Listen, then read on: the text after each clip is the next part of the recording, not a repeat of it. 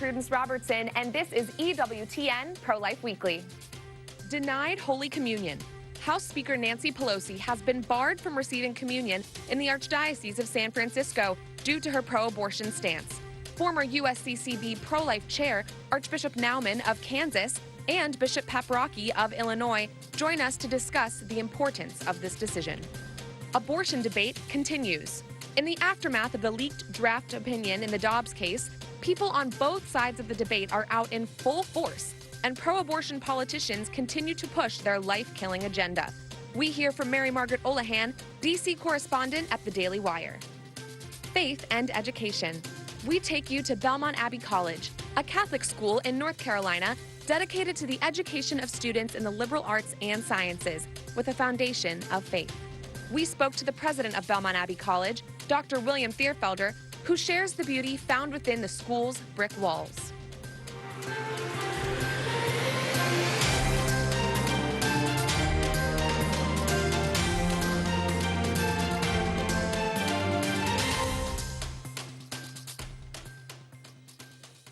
Archbishop Salvatore Cordileone of San Francisco has banned U.S. House Speaker Nancy Pelosi from receiving Holy Communion in her home Archdiocese of San Francisco.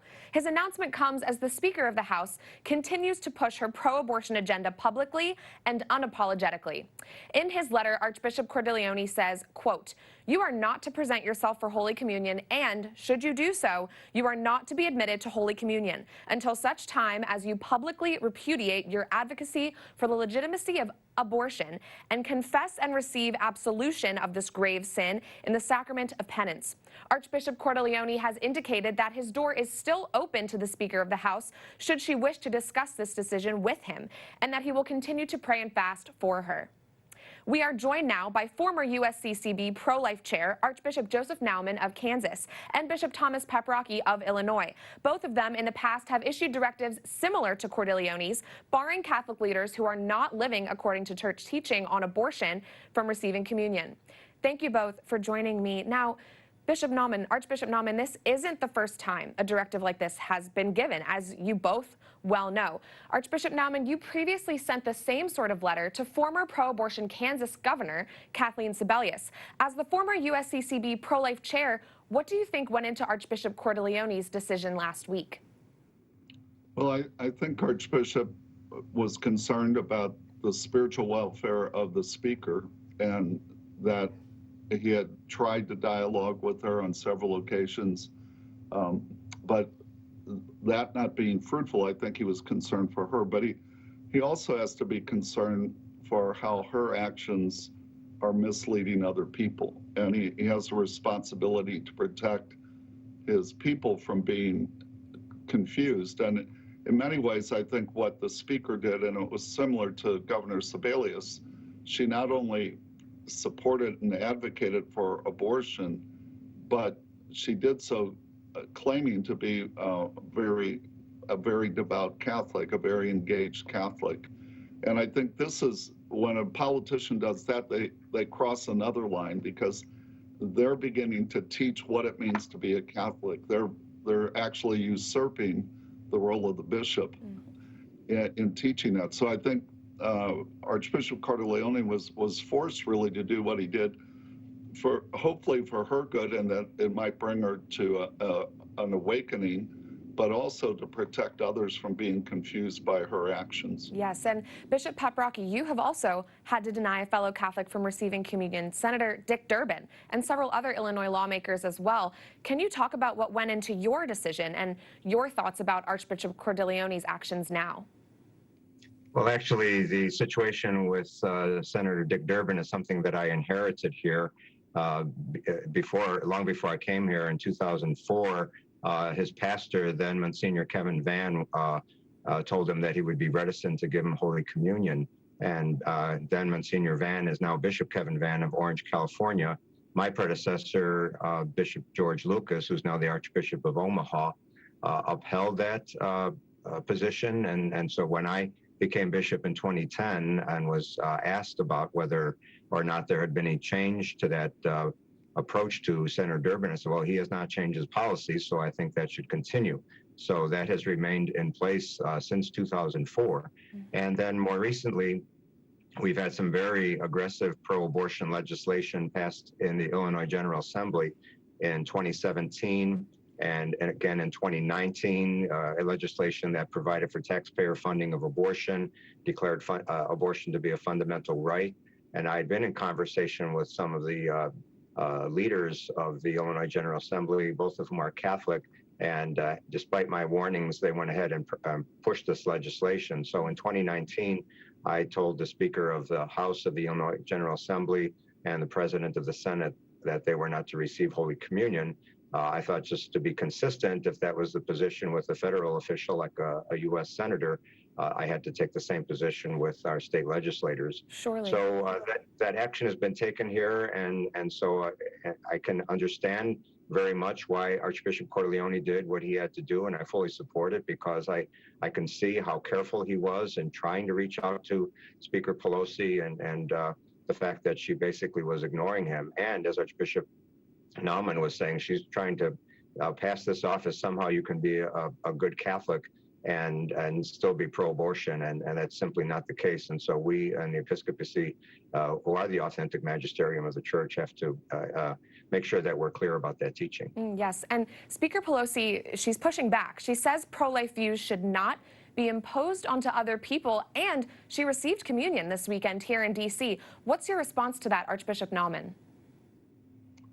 Well, you know, it's in some ways it's not surprising that she's been, you know, talked to before about the inconsistency of what she's doing in her leadership position and her Catholic faith.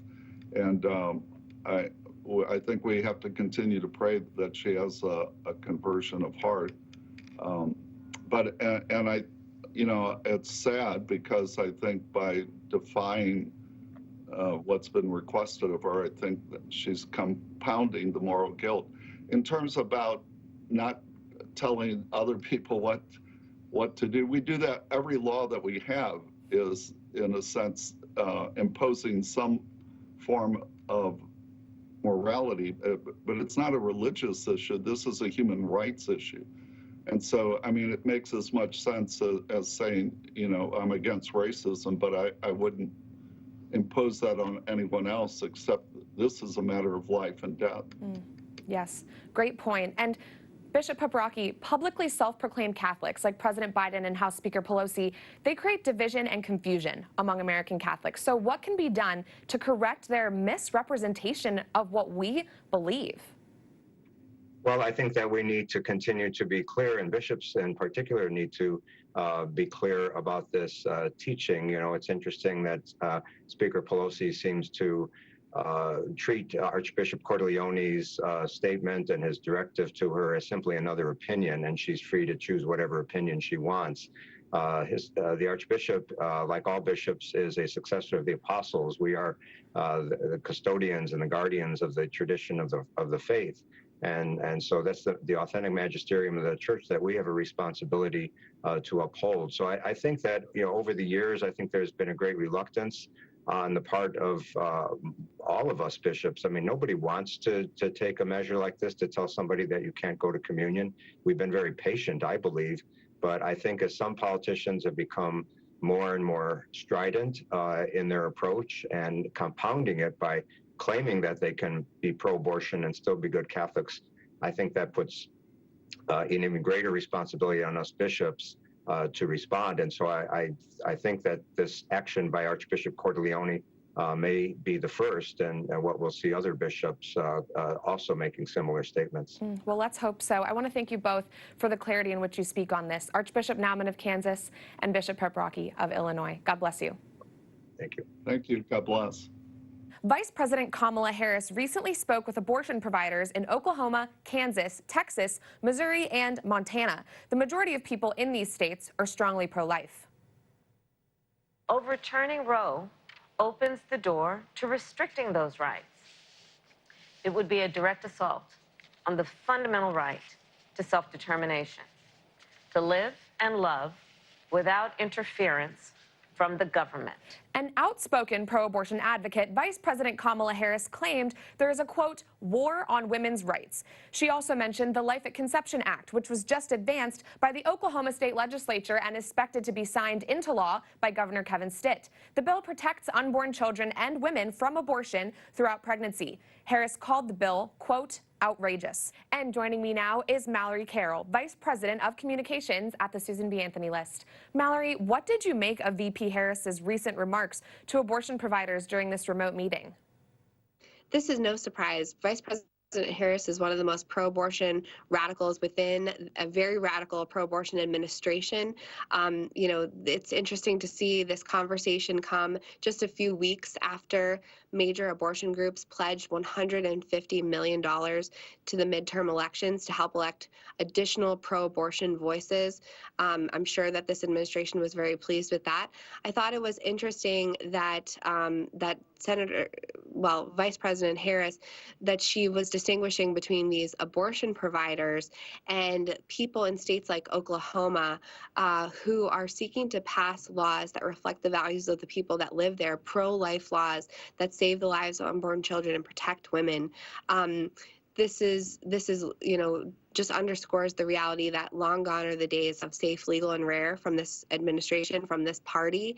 And I thought it was very interesting that the live stream cut off before those abortion providers could talk about what it is that they're doing every day, taking the lives of unborn children and wounding women. The White House clearly didn't want the American people to see both sides of that conversation. And we're talking about this Oklahoma pro-life law, the Life at Conception Act, which was passed on that same day that this meeting happened. Can you comment on the fact that as we wait for the court to hopefully overturn Roe, we're not just seeing limits advanced on abortion, but in some states, total bans are taking effect? That's right. And this is what the people of those states are looking towards.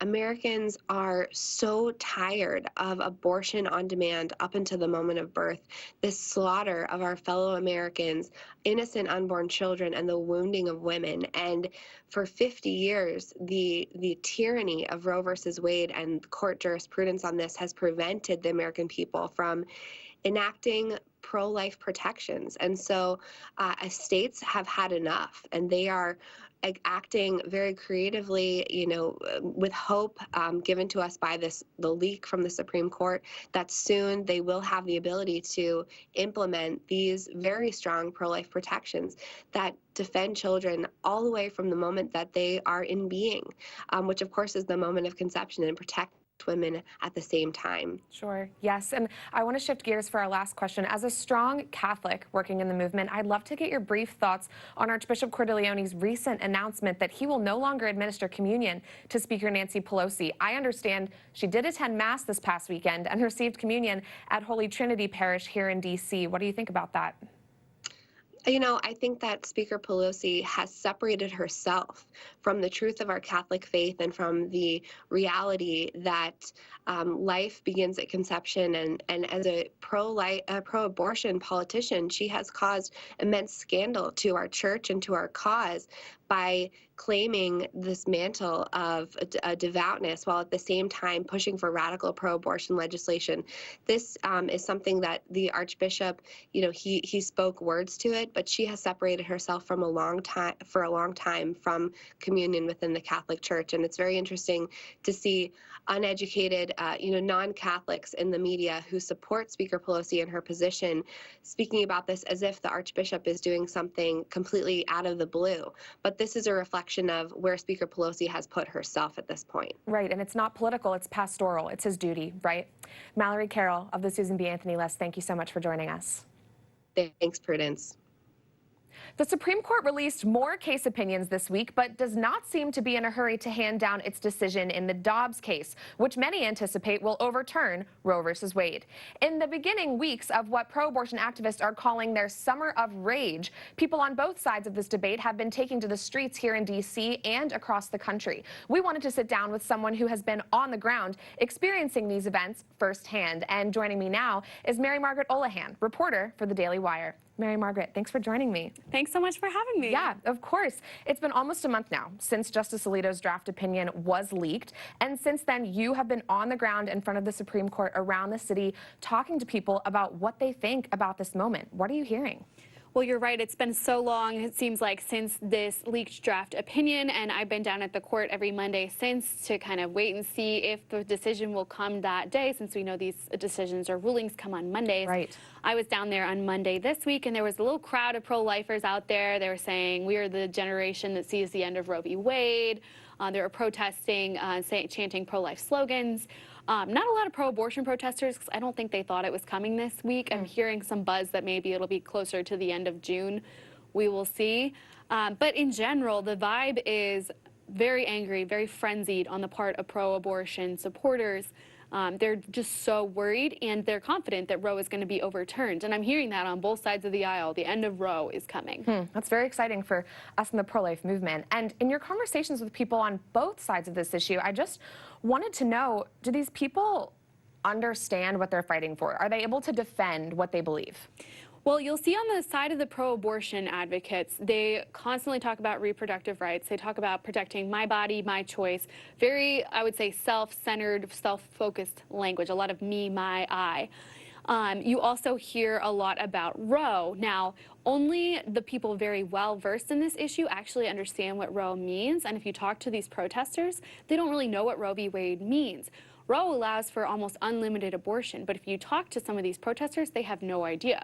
And that's the same for most Americans. If you poll Americans on this issue, you have to be very specific in how you ask them about it, because just saying, do you support Roe v. Wade, is not good enough, because people don't know what that means. Right. I would say on the other side of the aisle, pro-life advocates are very excited for this overturn of Roe, and they're all prepping for what comes next. How do you help women who are in crisis, who might have gotten an abortion and now they can't? Where do they go? Who houses them? Who gives them resources? So there's a lot of conversations like that that I'm hearing right now. Very interesting. And we've also been following the story very closely of the 5 babies who were aborted at the Washington Surgery Clinic in D.C. I know that you went there. Could you give us an update on what's going on in that case? Do we know anything about where these babies' bodies are? Yeah, well, unfortunately, Prudence, there isn't much of an update since D.C. officials are really uninterested in looking into this. We don't know if they've done autopsies yet. We don't know anything really about this. We're waiting to hear back from Bowser for many press inquiries that I've sent on behalf of the Daily Wire to Mayor Bowser, to the D.C. medical examiner, to this waste company that the babies' bodies were being sent to the abortion clinic itself, which is being represented by the National Abortion Federation. Silence on all fronts. In my understanding, they're waiting for this to just go away, and in effect it has. I know there's some GOP lawmakers that are occasionally pointing out that we've still not gotten any answers on it, and they're introducing different kinds of legislation to try and prevent this sort of thing. But unfortunately, we don't have a lot of answers. Well, we will continue to track that as much as we can. And finally, I saw that you recently wrote about how mainstream media personalities are reacting to the news that Archbishop Cordileone has banned Nancy Pelosi from receiving communion. I believe you wrote about Joe Scarborough and Whoopi Goldberg, among others. What's been their reaction to this? Well, the reaction has been to save Nancy Pelosi at all costs. You know, anyone who criticizes Nancy Pelosi must be in the wrong. So Archbishop Cordileone, who is one of the most vocal proponents of Catholic teaching and is very straightforward about what the Catholic Church teaches and what it doesn't, now all these media hosts are trying to interpret what the Catholic Church teaches and to tell us what the Catholic Church teaches. And Joe Scarborough, for example, said this on Tuesday morning on MSNBC. He suggested that Jesus Christ was not would not have said that abortion was wrong. He said that Jesus never mentioned abortion in the Bible, which is obviously laughable. I mean, he's suggesting that Jesus was supporting abortion? It's just absurd. My goodness. So you have all these hosts coming out of the woodwork to defend Nancy Pelosi and saying how outrageous it is that anyone would criticize her religion. And that's something that gets me going, Prudence, because do you remember when Amy Coney Barrett was nominated to the Supreme Court and her Catholic faith was under the closest scrutiny possible? Right. People suggested that her faith made her unfit to serve on the Supreme Court. But when it comes to someone like Joe Biden or Nancy Pelosi, anything they do is approved. All of their beliefs are approved because their ideology fits with the mainstream media's ideology. Very interesting double standard there. Well, Mary Margaret, thank you so much for these updates. We look forward to seeing you again soon on the show. Thank you. Yeah, thanks. Coming up, a pro-abortion advocate and Democrat witness tells the House Judiciary Committee that men can get pregnant and have abortions. I speak out next. Plus, we take you to Belmont Abbey College, a Catholic school in North Carolina dedicated to the education of students in the liberal arts and sciences with a foundation of faith.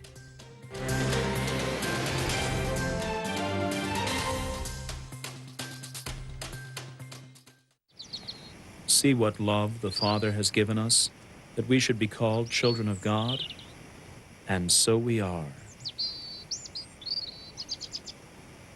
1 John chapter 3, verse 1.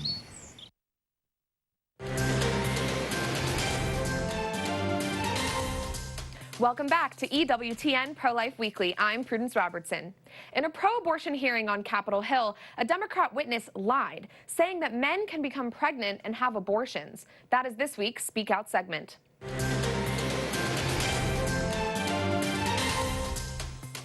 The hearing was titled, Revoking Your Rights, the ongoing crisis in abortion care access. The woman who made this outrageous claim is Amy Arambide, who leads an abortion rights nonprofit called Avow Texas.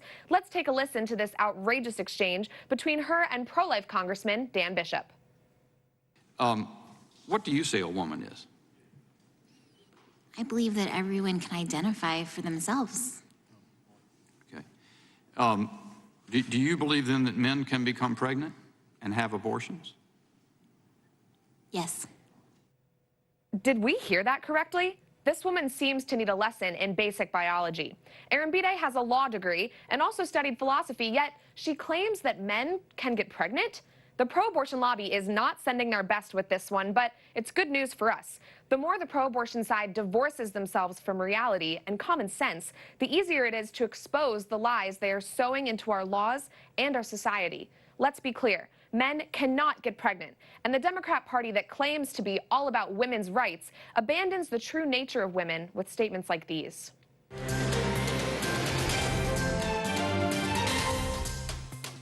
A small Catholic college in North Carolina is breaking barriers as it seeks to educate students in the liberal arts and sciences while keeping the Catholic faith at the core of their mission. Dr. William Thierfelder, president of Belmont Abbey College and father of 10, sat down with us to discuss the rich history behind the Catholic school and shares how they have always been pro-life at Belmont Abbey. I am here with Dr. Bill Thierfelder, the president of Belmont Abbey College. Thanks for joining me and spending some time with me this morning, Dr. Thierfelder. Oh, Prudence, I'm so happy to be here. This is awesome. So you went from being an all-American high jumper to being a father of 10 kids and the president of Belmont Abbey College. Just walk me through that journey. Wow, that's a hard journey to walk you through. I'll kind of just shorten it and just say that, first of all, I had no intention of ever going to higher ed. It was one of these things, I was actually reading the National Catholic Register, and I'm reading this article on the left-hand side. Now, the corner of my eye caught the word Benedictine. It was actually an ad for the president of Belmont Abbey College. Never heard of it before. Don't know why I didn't go back to reading the article, but for some reason I'll read this ad, and then I cut it out, brought it home to my wife, Mary, and said, you know, what do you think about this? I know she's looking at me thinking, what are you thinking about this? And I said, you know, we talked about it for maybe 10 minutes, 15 minutes. That's it. There's not going to be no more to this. And next 5 days, I keep seeing the piece of paper. It's in my pocket. It's in my folder. And I don't know why, on the 5th day, I feel compelled. I'm president of a company in Pennsylvania. We live in Hershey, Pennsylvania. And I said, I call up this guy. He answers the phone. I said, look, you might think I'm crazy. I'm not looking for a job. Can you tell me more about this? And after about 40 minutes on the phone with him, he says, I think you're the person for this job. Now, I'm from the Bronx, New York. You know, constant hustles happen really fast. I figure I'll be giving this guy a credit card number in about 5 minutes. You too could be a president of a college. And he ends up saying to me, I really need to meet you right away. Now, this is, at this point, it's the hour of mercy. It's 3 o'clock on a Tuesday. And he says, I need to meet you right away. And I'm like, well, when do we need to meet? And he said, this Friday morning. I got to meet you this Friday. I said, I can't. I have a meeting in Pittsburgh with Dick's Sporting Goods. I can't meet you. He says, I'm flying through Pittsburgh on Friday morning. I said, okay, God, I'll go meet him at the airport. I go meet him. He's interviewing me for 2 hours, asking me about my scholarly background, which I do not have. Matter of fact, when I went to the University of Maryland, they told me my major was eligibility. So I go in, I have this meeting with him. At the end of it, I figure he's going to say, be on your way. Instead, he catches me completely off guard, and he says, I'm now confirmed. You're the person for this job. Are you still interested? I heard myself say yes, and I remember leaving the airport thinking, I just told this guy I'm interested in being the president of Belmont Abbey College. I've never seen it before. There was not even really a website to go look at. But I've always trusted in divine providence. I put it in God's hands. I went to my meeting, almost forgot about it. 6 weeks later, they called up and said, would you and your wife come down? We said yes. I don't know about you, but when we drove up for the first time, we were like, oh, I mean, we felt there was something here. Let's talk a little bit about your family. As I mentioned before, you have 10 kids, and I'm sure that when people hear that, their immediate response is, oh my gosh, 10 kids. What does that say about our culture, and what needs to change, and how does the culture at Belmont Abbey kind of come up against that? The way I would say it to you is, like, we didn't start off with some contest here to have, like, you know, as many children as possible. If you could have one child, I often say to people, if you could just have one child, and let's say they do have one child, I said, would you be willing to die for your child? And everybody says, of course I would. And I said, all I can tell you is we've got 10. We have 10 that we are so blessed. And if you have the physical, mental, and resource to have another, why wouldn't you? And so we are just open to life, and we've been very blessed, and I'm blessed beyond my ability to comprehend, actually. I mean, the 10 children are just so amazing. And the more children you have, this may sound strange, the more you have, the more uniqueness you recognize each human being. Because when you have a lot of them, you recognize different personalities, different skills, talents, and abilities, each so unique. And then to think that God allows you and your wife, my wife Mary, to participate in creating a new soul for eternity. Not for 100 years, forever. Wow, I mean, that's mind-blowing. That's hard to almost take in. Right. So we are just blessed and so happy. And then here, first of all, we have a lot of families that come here that have very large families, so it's not that unusual. And the place here has always been pro-life. Go back to Providence. This place is a story of divine providence, how it got here. I mean, North Carolina at the time that they came here only had about 700 Catholics in the whole state of North Carolina. So this is like little Mother Angelica thing here a little bit, right? Right. I mean, yeah, very similar. it's almost like, what's going on? Like, how would you even think about doing this here, right? And so they got this tract of land, again, providentially, like all these things happened, for $10. They bought the 700 acres. Tried to give it to religious orders to come here and start a community, a school. The Jesuits, Redemptorists, a host of others. They all said, no, why would we go to North Carolina? There's no Catholics here. How would we support ourselves? God has a good sense of humor, offers this through Cardinal Gibbons to these German-speaking monks who have come from Bavaria up in Pennsylvania. They say yes, they send down one monk. I don't know how this happens. He picks up 2 students in Richmond on his way through. They arrive here April 21st, 1876. They start class the day they arrive. There is nothing on this property but 2 shacks with holes in the roof. Wow. That is the beginning of Belmont Abbey College. The beautiful Gothic brick buildings you see here, these monks literally dug up the red clay, formed them into bricks, dried them in the sun, designed the buildings, and built all the buildings by hand. I mean, it's amazing. Let's talk a little more about that providence when it comes to Miravia, which exists here on campus. Yes. Talk about the goal of Miravia and how that folds into Belmont Abbey. You know, you're taking these women in who find themselves pregnant in college. You're giving them a home, an education, a community. Talk to me about that. It's really remarkable. And I think, going back to the start of Miravia, it was the recognition that the people that were being most impacted by abortion were college-age women who were feeling like somehow their lives would be over, they couldn't continue, didn't have support, felt, you know, abortion might be the only avenue for them. So when they saw that, they made a commitment to say, we want to really focus on college-age women. The monastic community here gave them the land to build their building on. So it's literally, it's on our campus, as you've probably been over to it. Gothic brick, you know, the whole thing. Looks like it fits right here on our campus. And it's so wonderful. And what we did here is say that we would provide the education at no cost to any of the women that were there. So they can come, and if they are at another university, they can transfer their credits there, but we don't charge them anything for them to continue their education. And it's been a wonderful experience for our students because a lot of them volunteer there. Even just having these women in their classes, you know, they'll have a baby shower, you know, for somebody. And it helps our students to recognize that if you're going to be pro-life, you got to put your money where your mouth is, as they say, right? You got to put out. It's not just saying, hey, I'm pro-life. It's like, what are you doing about it? Right. And so we support those women that are having children, that are having a baby. And to be honest with you, I think that's what we need to do. This should be a model, I think, for the whole United States of America. This should be everywhere. I know some people have a little trepidation about, well, you know, should we be encouraging women to have, you know, children? Well, of course not. But once someone is in this position, what should we do? Abandon them, or should we support them? And so we've taken the role of supporting them, and it has been just a blessing to have them here. Amen. Well, Belmont Abbey is certainly a light in the world today. Thank you so much, Dr. Bill Thierfelder. Thank you, Prudence. I appreciate it. God bless you. You too. That does it for this edition of EWTN Pro-Life Weekly. I'm Prudence Robertson. Until next time, we'd love to hear from you. Find us on social media at EWTN Pro-Life on all social media platforms. Twitter, Facebook, Instagram, we're there. You can also send us a message by emailing ProLifeWeekly at EWTN.com. We love to hear from you. Remember, life is a gift. Your life is a gift. God bless.